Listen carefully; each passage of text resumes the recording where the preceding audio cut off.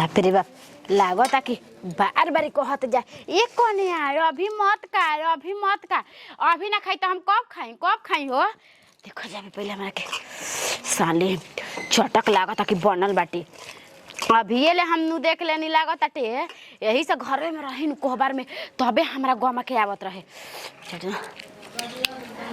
आहा बाप रे बाप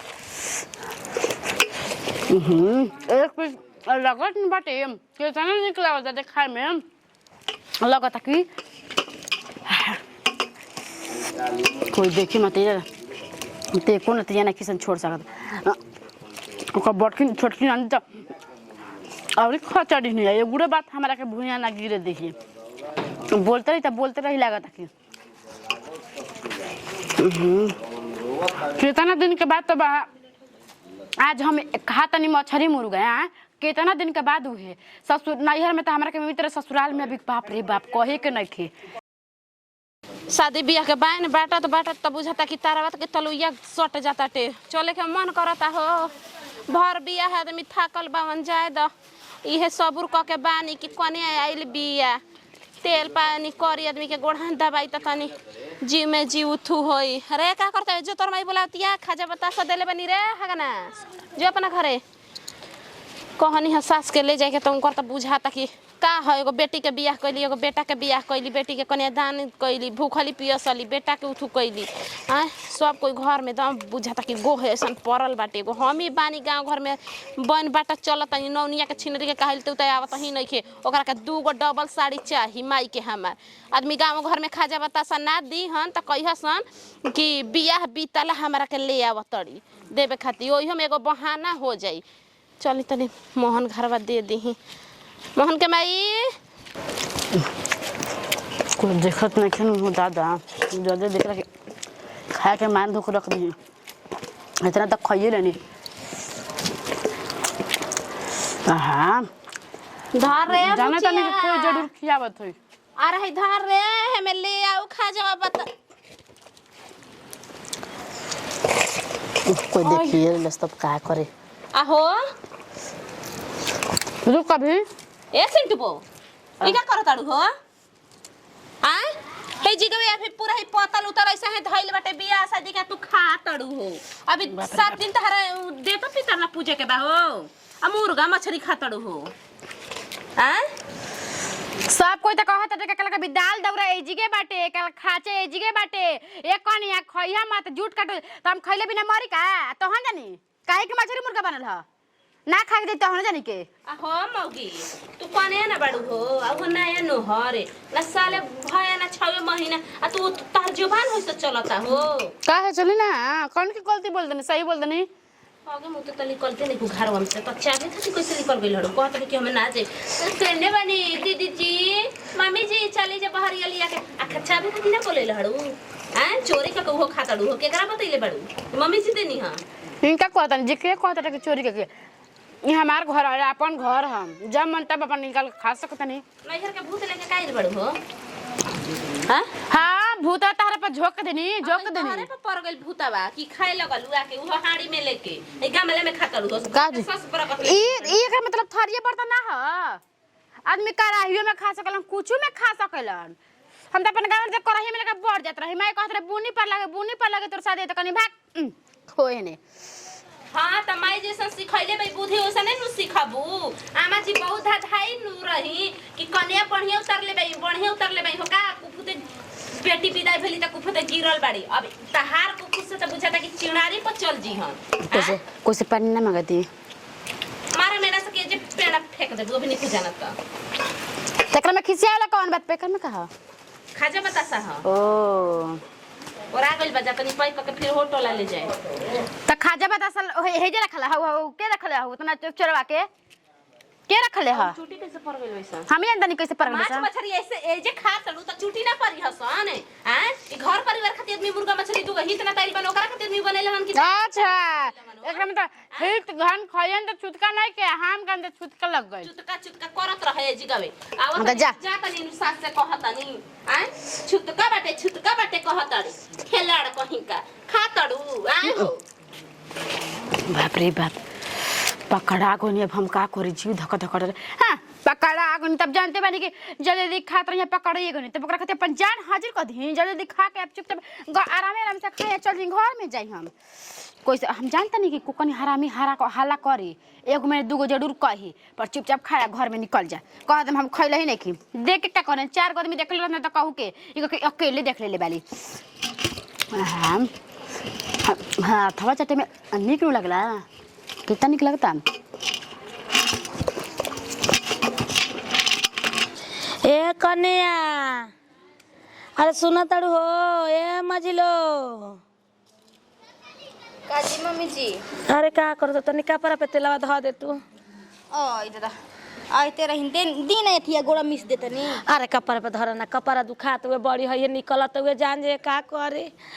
लड़की के कतो न कह बिसराव तनी कतो न नहीं के हमर लड़की 7 लड़की में एगो हमर लड़की रहलहिया दी ए बैठने चल अब लड़की चल गई अब पतो के टेंशन लीही ठीक नु पतो गली जा घर सब एथी हो गई अरे वो तो ठीक है बा लेकिन कतो न रहले तो बेटी नु हो का करे आदमी कैसे तो कहला तो बेटी घर के लक्ष्मी ओकर केना ले आई त माई माई कइले रही आ त जाए दीजी टेंशन काली तनी हैं काहे ना ली अब लेला से एथी हो जाई अब देखी दूसरा घर के रही उ धन गइली हैं ए कनी हइसे से कह के तनी दबा द बढ़िया ले कपड़ा तो कनी बड़की गइला या बैनमा बाटे खातिर कहू हुआ के गइल बानी हाँ बांट दिया जा हमारा मन नहीं के कर चले के जान एकदम हरासमेंट नहीं हो गइल बा वो दूर रतिया जगले नु रह गई नहीं यही के चलते अरे का करम जी अब बियाह शादी में आदमी थकबे नु करी हन हैं आदमी न थके त के थकी सब रवने के करही के रहे हमने करही के रहे नेत ने तहरी नहीं कौन काम करत रही जा जी हैं सब खाली बहाना रहुए अरे आजकल के ने तो रही काम करत ऐसन घर के आदमी टाइट ना रही तो ने तो रही काम करियसन ना का करम ननद के देवर के बियाह भइल बा त दू गो बियाह कइल ठट्टे ह आय दू गो तिलका दू गो बारात था इथी कर दू गो हरदी कुल खियाव कर सब तो ये कहते बा एक पिसुहो बलही बाई मेहरारू कनी बुढ़ऊ खैला हन हाँ बाबूजी के कहनी है दीदी जी से तो दीदी जी कहले रही कि हम जाइम ना तो लेकर चल जेब अब हम नहीं ओनिया जाइम जी आ कनी कने हुआ खैला या तनी ना पूछल हो जा अरे कने वाला कहनी तो कहत है कि ना जी दीदी हमरा के भूख नहीं खे लागल हम अभी ना खाइम हां हां तनी पूछ लिए कले का जन लाजात होई लाजात जात होई तो ऐसे कनी पूछ लिहा पूछाई ना कहबे कहनी है ये खाली तो कहते कि ना जी दीदी हमरा के अभी भूख नहीं खे लागल जान तनी मम्मी जी अब मेन बात बाकी आइल बिया तो तनका एथी हो जाला हिरोहत अपन माई बाबू याद आवेला त भूखवा मर जाला अरे माई बाबू के हिरोहत या ये कही माई बाबू के बेटी रहलही या देखत उ कर कि नावन ले कुल केतना देले लेले बाड़सन कइले बाड़सन ये कही रहलही ऐसे न हां कौन कहनी के अथी गाड़िया के पैसा रह गइल का हां पैसा ओकर बाकी बा दियाइल बा हनिया ऐसे से क के ऐसे ऐसे कर ना त ऐसे ऐसे नहीं के करे आवत नोहावा ले कर तो ऐसे तो करता नहीं जैसी ना हां ऐसे तो करता ही मने कबो कबो तू लगावे भुला जालू जान जई हां ए मम्मी ए दादी चाची चूल्हे भी बैठ के खात आई बड़की मम्मी देखली हाला कइले भाई की चाची खात आई नहीं की करने रे ओ कब रे अभी ओ हे दादा ई का हो तर लगले पूछ के अरे त कहते ना कि ना ए दीदी हमरा ना भूख नहीं खे लागल हमरा भूख लागी त हम रवन से अबे चुलुल छुआबे एही के मारे न तारा के कहत रहनी पूछ लिया कि खाली पूछ के जात ऐसन लियावत नहीं खिसन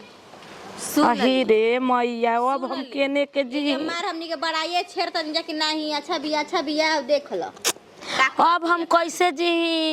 ई तो घर में नहीं होता रही ले आई थी ले अब तो बड़ा की जानल कुल हलो करे तारा के ही के मारे कहत रहनी तो पूछ लिया दे दिए खाए के हो लाजे लहजे ना कहता अब तो सत्यानाश कैलस नु हां चल जाके देखो चल देखो तो का करतिया ई मुंह में ले तो गाड़ी आव तो वैसे ना फुआ नु भाई इतना खानदान में के आइल बड़ी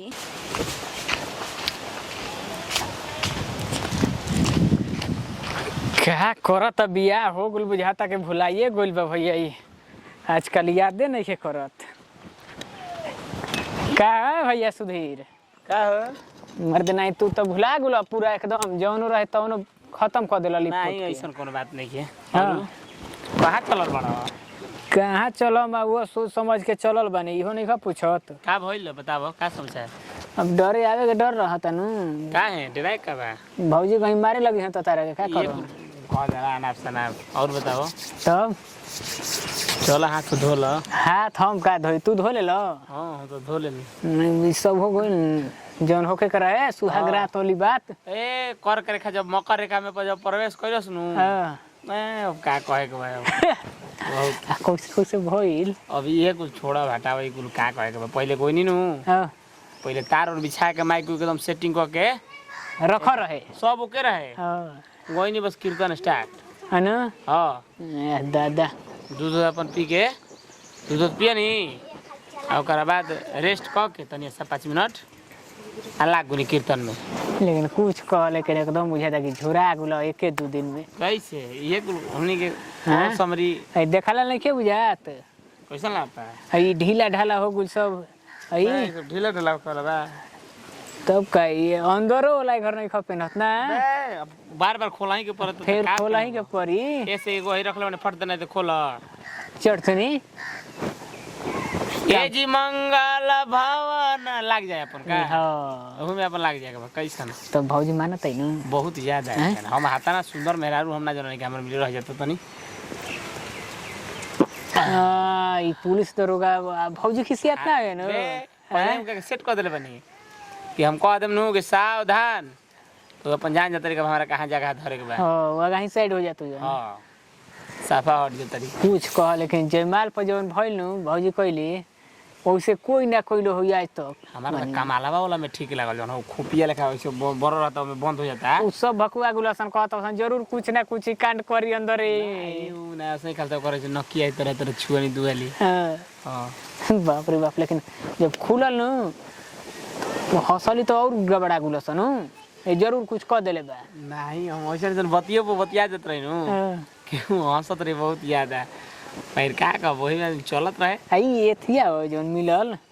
काची ई अंगूठी है हां जयमाला पोला आंगना मोला दोनों खोल देला तू मर्द नहीं तो भाई तो अब जन पहनत रही जन रोज जन पहन ले बने ओकरा के ध देनी जान त वो खर्चा हो जी ना ले लियो सन दोस्त मित्र उ बात नहीं है तारा खातिर कम हम भागल बनी ना तो पार्टी देबे के पड़ी पीछा हटल ना होई ए तलान का खइब तू बोलो ना खाइम का छी हम एगो खाई माने हम एगो खा लेम तो सब माने सबन के पेट भर जाई और बाबसन नहीं तो बात बा इतना दिन ले साथे रहनी जा कम से कम ओकने ई ना तो में ओमे चचो के जुटा दो पप्पो के जुटा दो मम्मो के जुटा ना ये अलग हमनी के पार्टी एगो रही तो ना ठीक बा तो हमनी कल कहीं रही हां ओकरा में अपन पूरा व्यवस्था के साथ है इहो बहरी ना दलान पर रही बन उन के घर या भौजाई खियई हन अनु तब का तो सुन तो तू तब चलो घरे अब ढेर के जमात मत लगाओ घरे हम चली तू चला तारे का मेहर से बनवा के खियाओ तनी साला जनी हसन तले के नु कोई हसन साला अपने जाके खाइल कैसे जनिया स नानु जनिया स हम तो ना कहम अब लिया के जाइबो त हम कहबो कनी ले ना तो हुन कोने के तू तहार बात दोसर बा ओकनी के बात दोसर बा जानला का ना अब तारा मोबाइल के कौन काम रह गेल भाई दो मोबाइलवा हमरा के चलाई मोबाइल खराब हो गेल बा अब तो मोबाइल इहे गो बा एकरे से बातचीत अपन होत तो रहला बातचीत अब मेहरानू आगू घर है तब के काले बतियो साली सो रही का बहरी आदमी आवेला जाला तो मेहरा फोन करे ले नु हां ई कहां बानी हम कहने के बानी आई ना ओइसन फीलिंग में बोल दिनु ए जी तो मन कर के साला भाग एकदम वही जी नहीं एगो रखले बने हम जब खियहन त हम जान देबे छिपा रोखिहन भौजाई हां ते एगो रखले बने एक बड़ा बढ़िया बैग में ना अब कहां रखले बने तोहरुल बताई ना ना बताई ना पहिले ना तो तू तो जाके बता देबो ना लो भाई वो तो बताई इनकुल तो मजबे खराब हो जी नहीं ज्यादा पैसा का ना हो पैसा कोड़ी से बात नहीं के प्यार मोहब्बत से तू दे देबो हाँ। एगो तू चॉकलेट तो जान तो कितना बड़ बात बा रखले उनका के एकदम नु तागे दिन खातिर उनकर अब सोच लियन त ना हमरा का करे के चाही ई काम छी हो मन के गति लेका चली हां बे चला तो नहीं भेंट कराब कम से कम देखइबो चलो तो हाथ हम बोलम ना ज्यादा गेले कहियो तो ठीक हम तो हम चर्चा कर देले बनी जानल का ना हां चलो हम एक बार और हम परिचय कराओ तनी हाँ, अब तो नामे सुने बड़े तनी वीडियो लब देख लियन का हां देखा दे फिर अब हमार दोस्त ना तू अपन बोल बतिया फिर बाद में कब कब ना बोलनी है तू ना ना ना ना हाथा ना तू कह देलो हमरा घर में लिया के जाके खियावा देबो हम कहम कि ना हई सिखाई तू चला तो एती करो कुछ भी कह खाना खा लेने तो तनिक आराम न मिलल तनिक ठीक न बाटे भूख लाग रहा एक सुबह के कहत ऐसन कि एक कने अभी मत खा अभी हई मत कर लागत कि कब आदमी खाना खइयन पर हम जानी नु कि जाके मोटकी हाला कर दी पर अभी ले पता होता ना लगल लागत नु कि ओकरा के हम जन बतिया बोल देले बानी उ बतिया के ओकरा असर हो गइल बाटे कुछ जाके ना कहलस हाला बुला कहाँ कुछ सुनाता दादा पर कुछ भी कह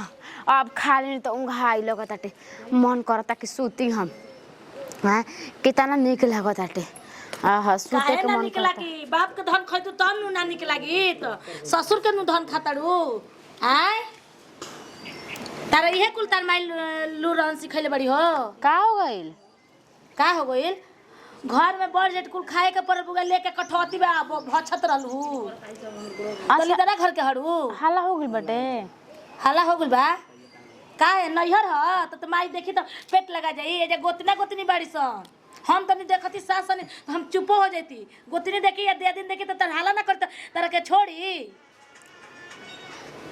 आदमी के मतलब भूख लागल बा तो कोई खाना ना खाई ना उपास से का कोई रही तारा खाने खाए कर तो चूल छुआवल होइए नहीं के तो तारा कहे के चाहि न तो हां ये दीदी जी हमरा भूख लागल बा दी जा तारा के ना दिया त के हमरा के दे दी उ कहत कि मुर्गा मछली तहरा खातिर बनाले नहीं के कोई हे बतिया निक से कहत के एक कने तोहरे खातिर मुर्गा मछली बनल बा हो कहत तहरा के केतना आदमी खा के चल गलन घर के आदमी खा लेला ने आदमी बाद में बचल खुचल खइयान हम का लौकत नहीं बचल खुचल खाए वाली हां ना हो तू तो बुझाता सासो के सास हड़ू तू ही हमर राम बेलास को सास हड़ू हाय ना तरह के सासू मां हम कह तू ही हमर सास के सास और राम बेलास ना हम काहे के हई जी हम काहे के हई बोली ना तो तब काहे कहत तो सब कोई खाली तब हम बचल कुचल खाइना छोट भाई सन कन्या पुत्र तब बादे में न खइए सन त का समझ के हमरा के बार-बार सब कतरे के कने बाद में खइए कने बाद में खई ह आ के कल से मछली हम कनी तो मछली कहते पूछे कोई नहीं तो कहते अभी ना खाई ई बताओ ना मीट मछली बनल पाहुन लोग खाती तहार ककनो कने छुटिए गइल हाड़ी छुआ दिल गो रही तब तू खाई तू बाद में खइती लागत कि खइले बिना में मर जी त मिया बाद में खइती एकरा मतलब ये कहना बेटा घर परिवार में ना त काल से नु आगे चूल्हा पे रही तब ही नु काट के खा लियो तू ही सास बन हां ठीक बा खा ले खाली हन ई ना इनका से तो दू ना थोड़े न बटुए कैसे लाज नहीं हम जननी है कि तहार त बोलल ये जरूरी है बेटा तहार बोल जरूरी है बेटा तू आइबे करबो अच्छा तब बाप माइयो का लाज लहल सिखा के भेजल बड़ा कि एथी कदर मत करे के ओके बड़ जेठ के रे तोर करके बोले लगी है अभी से त लोग आगावा से हरे तरह बोली तो हम कौन के जी के बोलम का है तरह के सासू अम्मा कहीं का बोलो सासू अम्मा कहीं हमरा के कुछ मत कह सासो के सास बड़ी हमरा सासो की ई सास बड़ी तू रखू जाना या घर में इहे कुल करे इनकर माई अब जाइन जा खा लेनी तब चिल्लाई मत हम उंघा लेते जेतनी हम घर में बिछा के सूते अब बर्तन के माजी आ ये दादा खाते बाबू ढेर भरिए ले लू तो बर्तनवा माज अब करे एकरा मतलब हम बर्तन मांजी चो बाबू तू त के मान जी ठीक बा मान देतनी अपन जना में खइली भी न तन मान देतनी होता ना कल पर जन रखब तन हम न मांजब काहे हमी का खइनी ह हमी खइनी जे खइले ओकरा से कह ए खइले बा केकरा के खइले बा जा हपका ले ले हपका लेनी ठीक बा हपका लेनी त अपन में एगुड़े में नु खइनी कि सब में हपका लेनी सब में थरिया में का खा लेनी जे खइले बा उ जानो हां त जान त नहीं खइले घर में केवन डूगी डरामा होता हमरा तो बुझाते नहीं के ए मेहरान के कहत रहे चूल्हा भी हटिया समझा हमरा के कुछ बोलही के नहीं खे देख ले लेबे देखैला के देखाइल भइल बा मरद से शिकायत कहा गइल बाटे अपन आदमी बैठ के गाड़ी गलौज करत ही ना बावन हमरे को सब परी लाज लिहाजा घोर के पी गइल बाड़ा ए घर में हमर जीवन मुश्किल भइल बा ए घर में हम ना जियम हम ना देखम ही कुल दिन साला हमनी के बिना सास के इजाजत के हतनी मजा ले त पानी कोई पी ली के हतनी मीठा लगा ली आजकल के बिटिया टिटिया कैसन पतो ही आवत सन अरे बाप रे बाप लागत कि आदमी के कोई जानते नहीं खे ना कोई जानते नहीं खे का है से करता डू ई हमर मरद हवा गोड़ रखती हो भौजी के ह खुश रह के ह असली बोला जला करे खुश नतिया रह ये कुल घर में ड्रामा करबे ई तो एगो अलगे माई ताप ड्रामा करतई आ तू केहू बेटन के लिए लेके घुमा तो रख ली न तब बुझाई करवा ये कुल करवा ये हमार मित्र हमें दोस्त हमें तू ऐसे ही बोला जला कि का खुश रह खुश रही के हा हमार संगतिया हमें ना ना तो कहत रही टंगबो कि ना दुखावा ना फोन मैंने देखा नहीं जा का फोन ना बतियावत रही हाँ ना बते रही शशि नाम के अच्छा हाँ इहे नु हमें अच्छा हाँ और सही कर तू ना हम जाता चाची सही में उफान मारते रही बुढ़ैला में सही में अरे का को माई तो ऊपर घर में तनी चास पास चले ला ऊपर चिन्ह तनी स्टेज पे देले रही गिफ्टवा कैसा गिफ्ट अरे मिल अच्छा रहुआ दिल रही ठीक बा बोल बतिया खाना पीना पूछ तो मुड़वा दुगो ले आ आवा आवा आवा ऐसी कनी हां कहल बा अरे सुनो है ने उर्बा खौकात तू कहल बा हाल ठीक बा रउआ नहीं हन भैया नहीं हन बा बतिया ली बारे रहुए नु हमरा के गिफ्ट बदल सारे रू से की ना रहुआ तो हर हमेशा खाता भई बा बोल ना चटनी के हां चाची बोल अब रहुआ नंबर हमरा के ना देनी नंबर बना भैया के मोबाइलवा में हां बना नंबर हमारा भी चौथी ना रहुआ के हमरा के स्पेशल दे दे स्पेशल का भूल भूल मोबाइल ले ली हम तो सुनो है हमारे पति सुनो ओहो हमें ये बहन तो